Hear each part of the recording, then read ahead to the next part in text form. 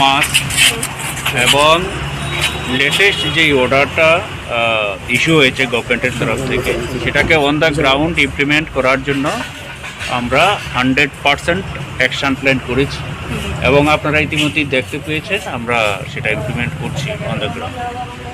Sir প্রত্যেক দিন কি এটা চলবে, মানে এই যে ব্যারিকেড দেওয়া বা পুলিশের যে কঠোর মানে ব্যবস্থা নেওয়া হচ্ছে? হ্যাঁ, থাকবে।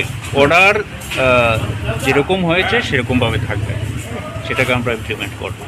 ঠিক আছে, থ্যাংক ইউ। কোভিড-19 যেভাবে সারা ত্রিপুরার যে দিনের পর দিন হুড় করে বাড়ছে, তার জন্য প্রশাসন থেকে যে 10 তারিখ থেকে 20 তারিখ পর্যন্ত 10 দিনের জন্য নৈশ কারফিউর যে অর্ডার হয়েছে সেই অর্ডার মোতাবেক আমরা রাস্তায় দাঁড়িয়েছি। আমরা দেখতে পেরেছি যে সমস্ত মানুষ অনেকটা সচেতন, তার মধ্যে হয়তো 1-2টা মানুষ দেখা যাচ্ছে যে কোনো দরকার ছাড়াই শুধু ঘোরাঘুরি করছে, তাদেরকে আমরা আটক করছি এবং তাদেরকে আমরা জরিমানাও করছি। স্যার আপনাদের এই যে আজকে যে অভিযানটা করলেন যে 9টার সময় দোকানপাট বন্ধ করে, এটা কতদিন চলবে?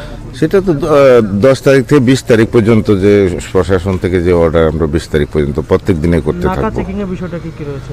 নাকা চেকিং তো বিশেষ করে যে মানুষ যে অযথা ঘোরাঘুরি করছে কেন বা কী কারণে করছে আমরা তা দেখার জন্য।